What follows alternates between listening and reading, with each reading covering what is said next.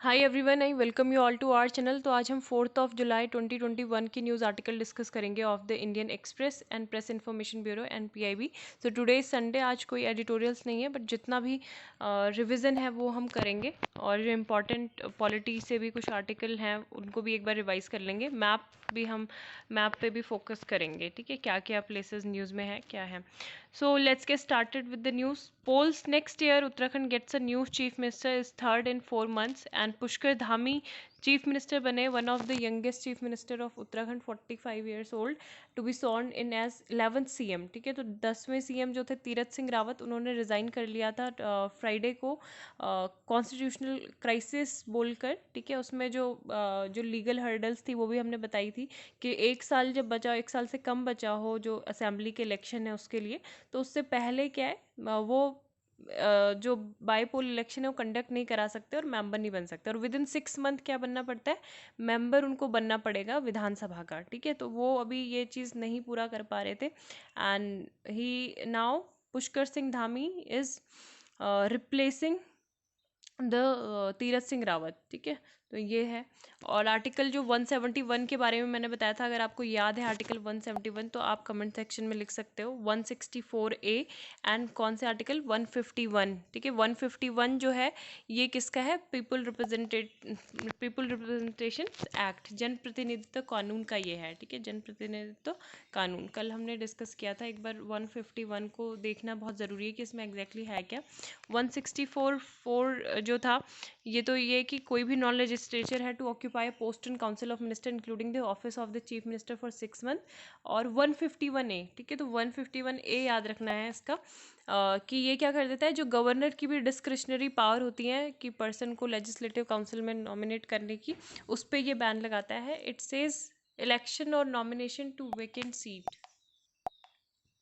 क्योंकि ये यही कहता है कि इट सेज इलेक्शन और nomination to vacant seats in the legislative council नहीं हो सकते हैं if the reminder of the term of member in relation to a vacancy is less than 1 year. ठीक है, नेक्स्ट जो न्यूज़ है उत्तराखंड के बारे में भी काफ़ी कुछ बताया था। यहाँ पे ऑल इंडिया रेडियो की एक बार न्यूज़ ब्रीफली देख लो क्या क्या इंपॉर्टेंट। ये जैसे कि है कि सेंटर का जो प्लान है, लैंडमार्क स्टेप्स उन्होंने लिया है of including retail and wholesale और रिटेल जो ट्रेड है उसको MSME में ले लिया है। ठीक है, micro and small medium enterprises. और ये बोला है कि ये ट्रेडर्स को एम्पावर करेगा मतलब सॉरी इसमें मतलब जितने भी पहले से जो MSME सेक्टर के लिए जो स्कीम्स अनाउंस की गई थी तो उनके बेनिफिट्स मिलेंगे। जो एक RBI की गाइडलाइंस के अंतर्गत उनको जो प्रायोरिटी सेक्टर लेंडिंग है तो उसके भी बेनिफिट्स उनको मिलेंगे। एंड इमीडिएट इम्पैक्ट होगा स्मॉलर रिटेलर्स पे, इसका होलसेलर पे, जिनके business up to ₹250 crore of turnover जिनका होगा। ठीक है, immediate term finance as part of various scheme announce with Aatmanirbhar Bharat. तो ये बोल रहे हैं कि काफ़ी उनको रिटेल एंड होलसेलर ट्रेड को एम्पावर करने का एक बहुत अच्छा स्ट्रक्चरल इम्पैक्ट इन पे, इस सेक्टर पे पड़ेगा। एक फॉर्मलाइज्ड ये हो जाएगा, getting better finance options for businesses that want to get structured, and it give retail MSME the support they need to survive, revive and thrive. और जो उद्यम रजिस्ट्रेशन पोर्टल है वहाँ पे भी अपने को रजिस्टर्ड करा सकते हैं। इंडिया क्यूमुलेटिव कोविड-19 vaccine coverage exceeds 35 crore mark. Centre ने सैंक्शन किए fund for setting up a new vaccine testing, कहाँ पर, लेबोरेटरी हैदराबाद में। और रिकवरी रेट जो है 97.06% हुआ है recovered part. Pushkar Singh Dhami to take oath as next chief minister of Uttarakhand today. North eastern state witness progressive decline, तो ये वहाँ के जितेंद्र सिंह उन्होंने अनाउंस किया है।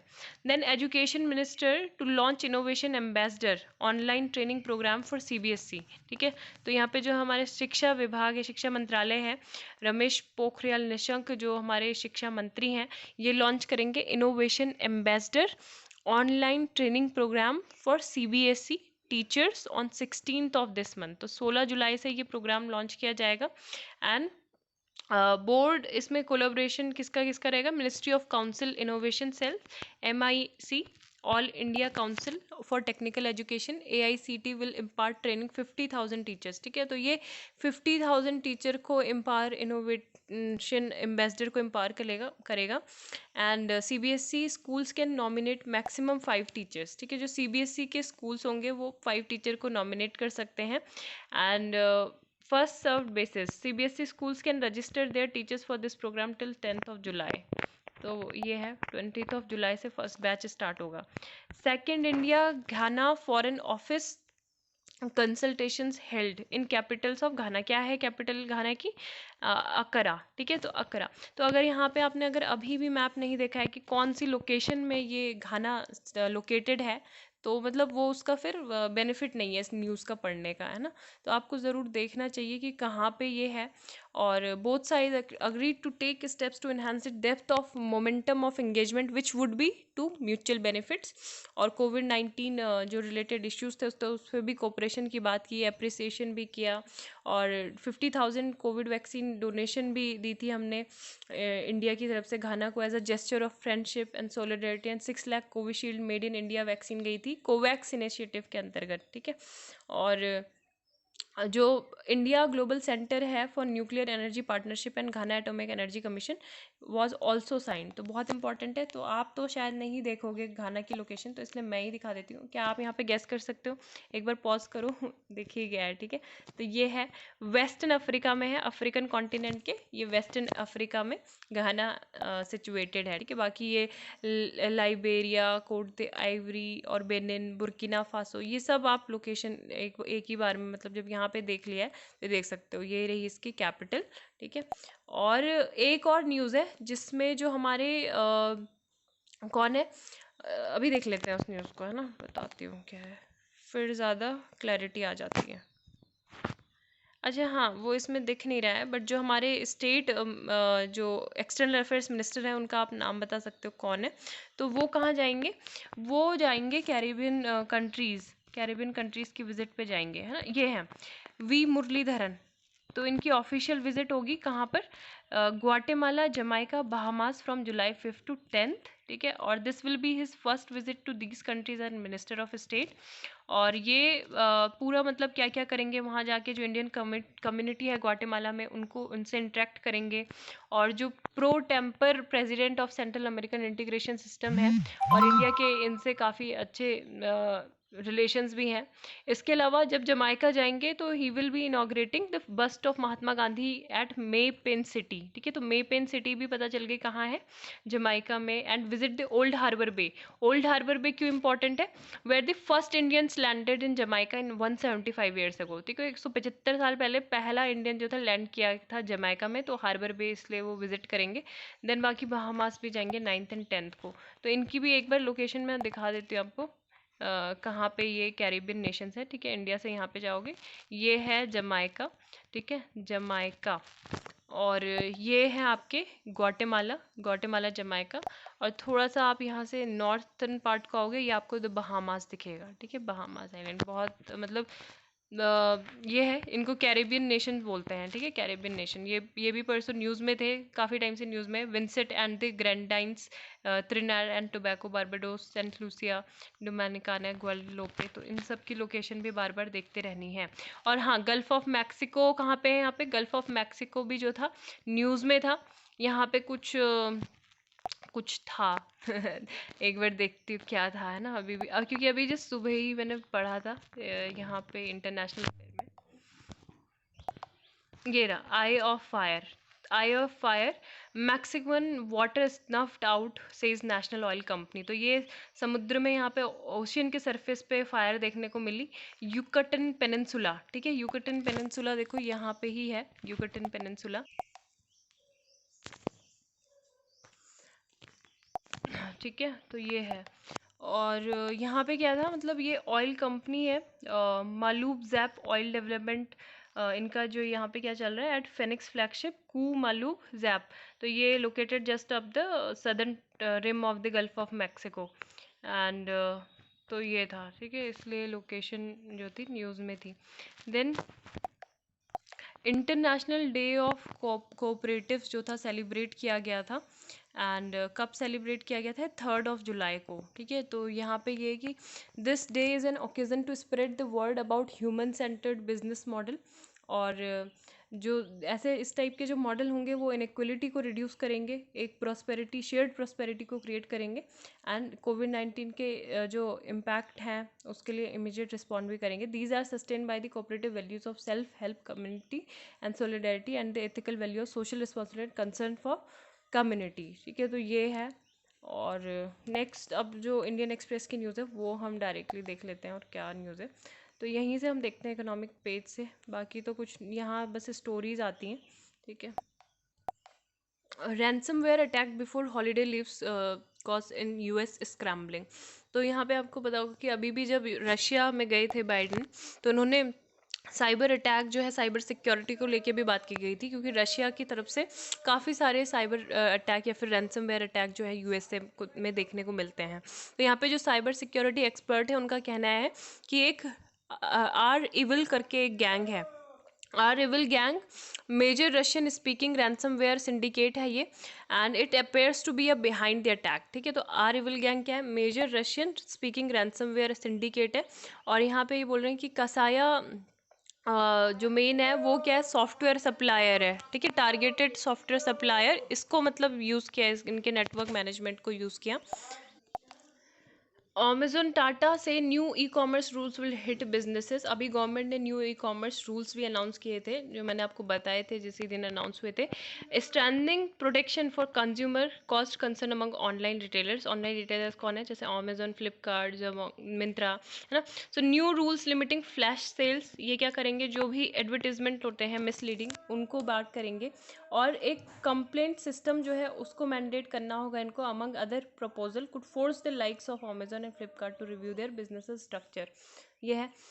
और यहाँ पे जो हमारे यूनियन मिनिस्टर हैं रविशंकर प्रसाद, तो ये कह रहे हैं कि first compliance report by Google Facebook as per the IT rules, big step towards transparency. तो कह रहे हैं कि nice to see significant social media platforms like Google, Facebook and Instagram, वो हमारे नए जो आईटी रूल्स हैं उनको फॉलो कर रहे हैं इंटरमीडिएटरीज। तो यहाँ पे अगर आप बिल्कुल डेप्थ में देखना चाहते हैं कि इंस्टाग्राम ने क्या कार्य किए हैं अभी, जो डिफरेंट टाइप के जो जैसे हैरेसमेंट होते हैं, सुसाइड के जो केसेस हैं, सेल्फ इंजरी है ना, तो इन सब चीज़ों से रिलेटेड जो पोस्ट है उनको हटाने के लिए क्या किया है, और एक्शन क्या क्या लिए गए हैं, कितने चीज़ों को रिजॉल्व किया है, कू ने क्या किया, गूगल ने क्या किया है, लेकिन अभी तक ट्विटर ने अभी कुछ नहीं किया है ना। तो ये सब है। एंड ओपेक प्लस टॉक्स और ड्रैग ऑन ऑयल प्राइसेस। ये बोल रहे कि इन्होंने अभी रिज्यूम किए talk raising oil output the day after the UAE ने ब्लॉक कर दी थी डील ना। Brent crude future rose 33 cents to settle at 76.17 barrel. Next यहाँ पे देख लेते हैं, ये हमने ऑलरेडी देख चुका है। As Afghan forces crumble and air of unreality grips the capital. तो यहाँ पे अभी जो यूएस की मिलिट्री फोर्सेस हैं उन्होंने अनाउंस किया गया था यहाँ पे definitive closure of Bagram airfield. ठीक है, one of the largest military airbase है ये अफगानिस्तान का। और यहाँ पे कुछ ये जो रिलिक्स हैं, मतलब ये दिखे गए हैं अफगान वॉर के, है ना। Gas mask, combat boots, energy drink, breakfast snacks were among objects that found their way from Bagram airbase into nearby Afghan shops. तो ये है।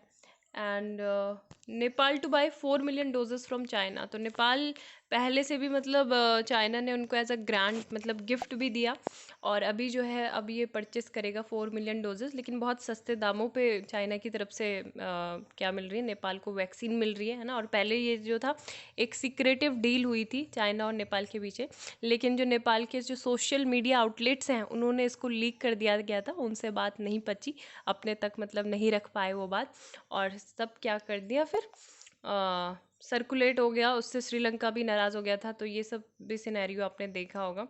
और तो यहाँ पे ये है कि जो जब चाइनीज़ मैन्युफैक्चरिंग वैक्सीन मैन्युफैक्चरिंग है सिनोफार्म, तो यहाँ से वो उन्हें देगी वैक्सीन। 3.3 मिलियन तो मिल चुके हैं, मतलब वैक्सीनेट किया है, और 1 million vaccine as a grant दी गई है। The ministry said Nepal has so far received a total of 42.48 lakh doses under the GAVI COVAX facility. तो ऐसा नहीं है कि उनको इंडिया की वैक्सीन, मतलब इंडिया तो ने तो दी थी पहले भी। वी होप टू कर मोर, तो ये कह रहे हैं कि हमको और भी चाहिए। देन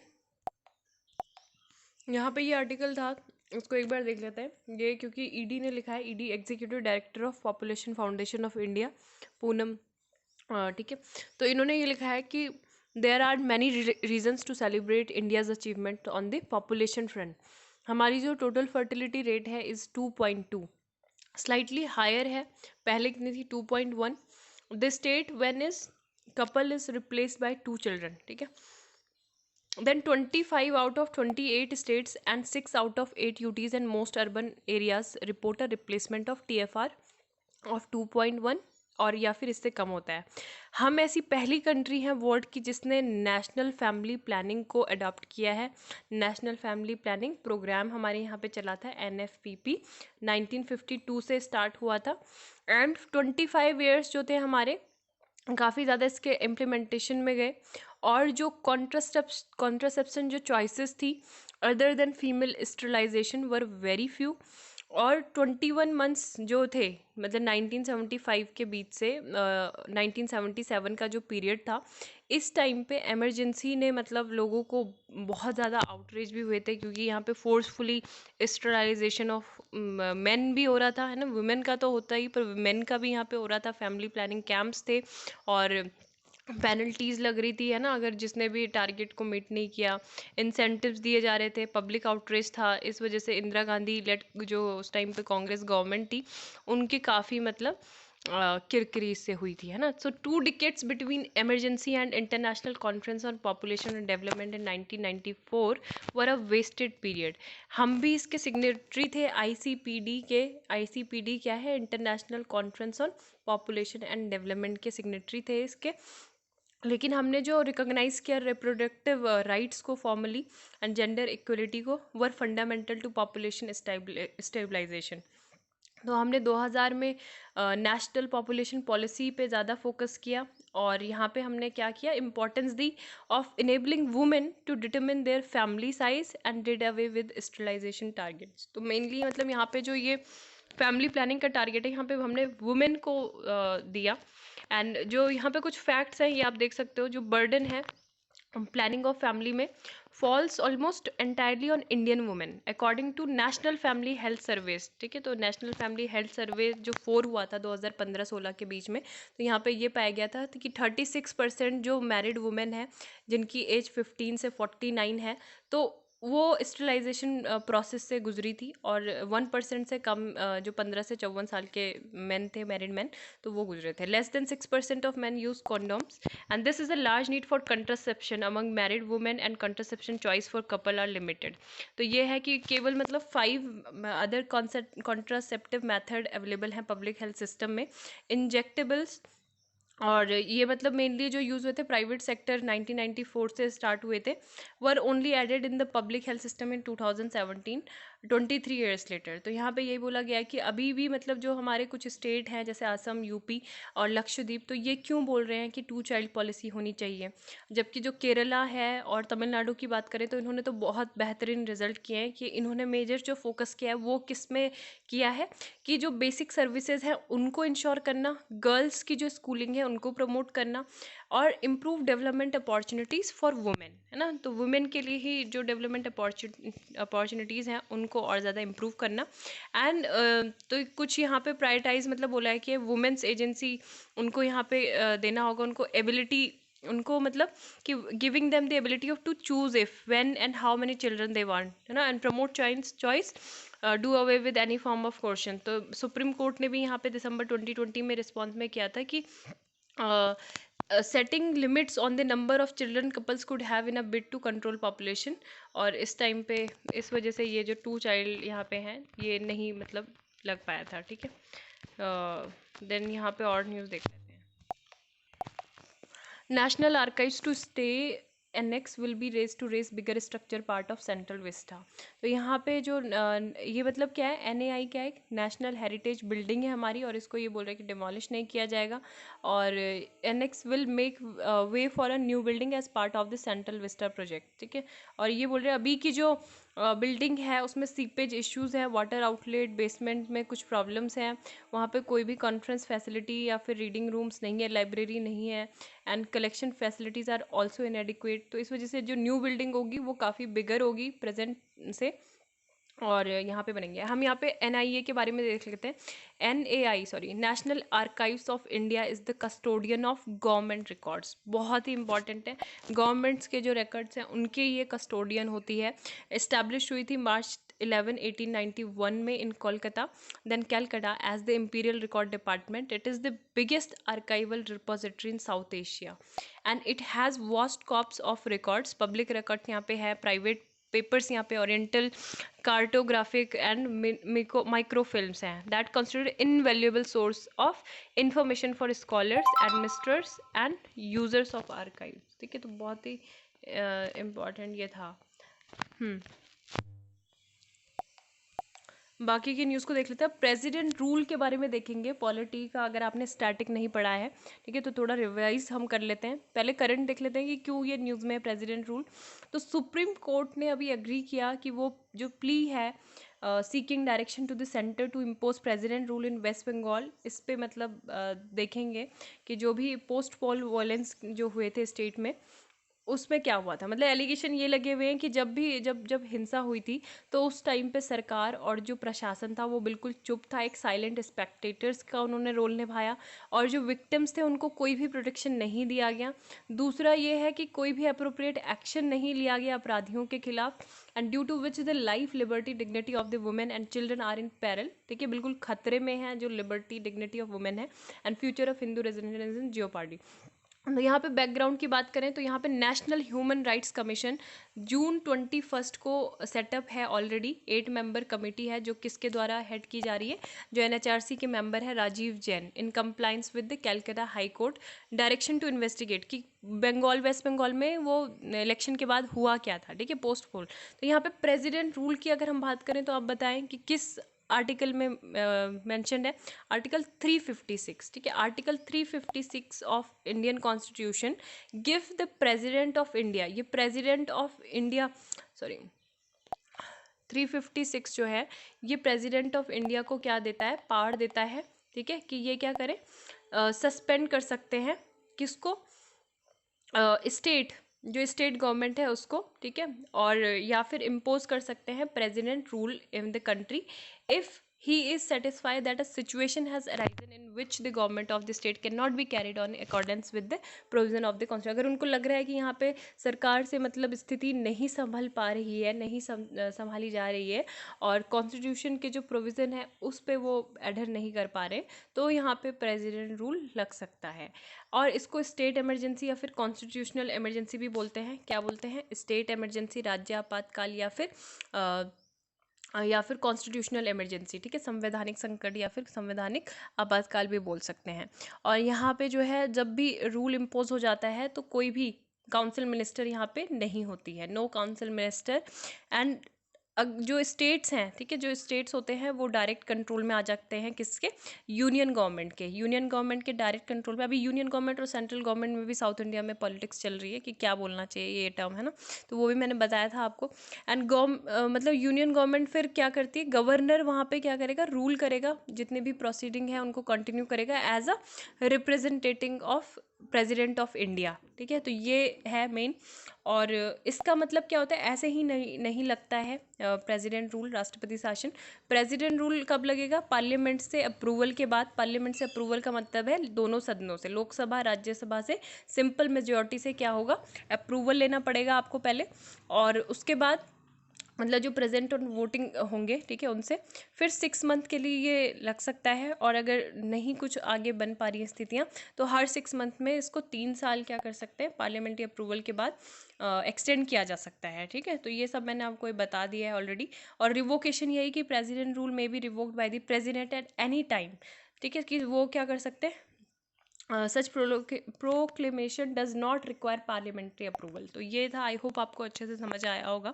एंड और देख लेते हैं, first movable fresh water tunnel aquarium जो है इंडियन रेलवेज का है। 3 और 4 जुलाई की न्यूज़ ये है। इंडियन रेलवे ने ओपन किया है first movable fresh water tunnel aquarium of India at Bangalore railway station. ठीक है, काफ़ी इंपॉर्टेंट है। One of its kind aquatic park based on the Amazon river of South America concept. This is to home various aquatic animals यहाँ पे होंगे, enhancing the passenger experience, और जो हमारा रेवेन्यू है अर्निंग फॉर IR, तो उसको भी ये इन्हेंस करेगा इंडियन रेलवेज़ के रेवेन्यू को। And 6 years of Digital India, digital Bharat के हम 6 साल पूरे हो गए हैं, तो इसके बारे में देख लेते हैं। एक क्वेश्चन मैं आपको पूछूंगी, इसलिए ध्यान से इसको सुनना, ठीक है। Recently prime minister of India ने वर्चुअल समिट इवेंट था, तो उसमें बोला इसके कंप्लीशन की बात की। तो कब ये लॉन्च हुआ था डिजिटल भारत? बहुत इंपॉर्टेंट है, क्योंकि पैंडेमिक 2020-2021 का जो साल है वो डिजिटल ही चल रहा है पूरा, और डिजिटल इंडिया की बहुत हमें ज़रूरत है। 2015 से ही हमने इस पर काम करना स्टार्ट किया गया था। And programme has been enabled for several important governments such as BharatNet, Make in India, Startup India, Industrial Corridors. Vision areas क्या है? Digital infrastructure as utility to every citizen, governance and service on demand, digital empowerment of citizen. Objectives ये हैं कि India को किसके लिए prepare करना है? एक नॉलेज फ्यूचर के लिए, एंड टू रियलाइज जो हमारा आईटी है, ठीक है।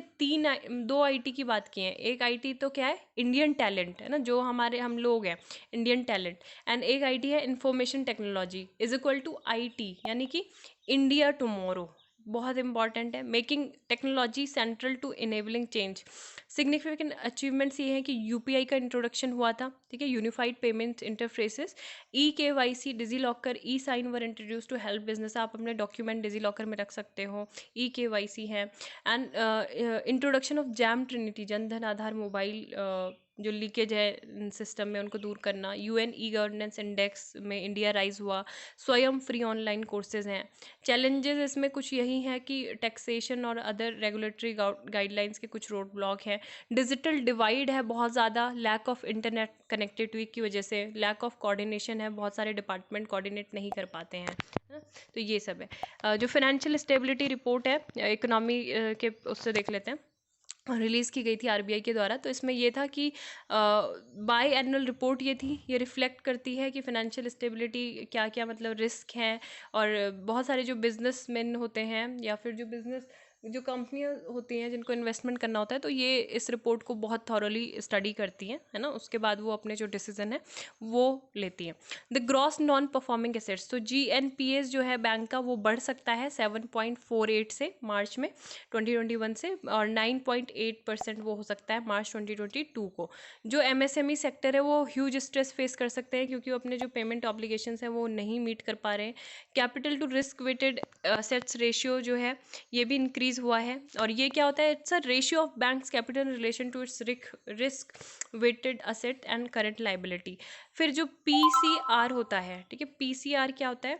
और इसका मतलब ये होता है कि अगर ये हाई रहता है PCR, तो जितनी भी एसेट क्वालिटीज़ से रिलेटेड जो इश्यूज़ हैं, मतलब उनको एड्रेस किया गया है और बैंक जो है वनरेबल नहीं है। तो 68.86% था ये।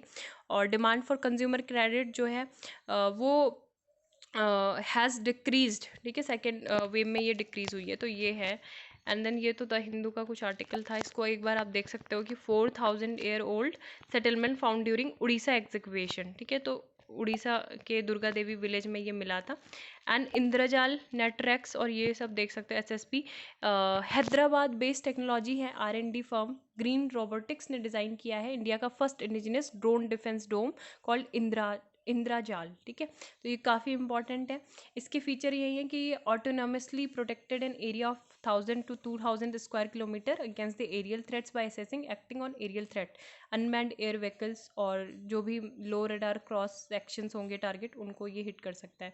नेट ट्रैक्स के बारे में देखें तो नेशनल ऑटोमेटिव टेस्ट ट्रैक है ये, हाई स्पीड ट्रैक जो इंदौर में लोकेटेड है। लॉन्गेस्ट है such track in Asia, 11.3 kilometre long. It is also the world 5th high speed test track, ठीक है। National automotive testing and R&D infrastructure project ने build किया नेट ट्रिप ने of the heavy industries ministry. और काफ़ी important है। सरल Sanchar portal जो है डिपार्टमेंट ऑफ टेलीकम्युनिकेशन का है, इन्होंने एक्सपेंड किया है सरल संचार पोर्टल को। Simplified application for registration and licence, web based portal है, और जो licence and registration certificate provide करता है। यूनिफाइड लाइसेंस वर्चुअल ऑपरेटर, ठीक है। तो enforcing contracts portal, department of justice, ministry of law and justice has launch the enforcing contracts portal. और काफ़ी इन्फोर्सिंग कॉन्ट्रैक्ट्स पैरामीटर्स में जो मतलब जो भी रिफॉर्म है ये वो लाता है, ठीक है। ये क्वेश्चन का आंसर करें, which of the following is not a pillar of Digital India programme, not a pillar of Digital India programme, broadband highway IT for jobs, public internet programme, digital electrification of rural roads. ठीक है, सो आज के लिए बस इतना ही। उम्मीद है आपको लेक्चर पसंद आया। Please do share the video and subscribe to our channel and press the bell icon. Thank you, have a great day ahead.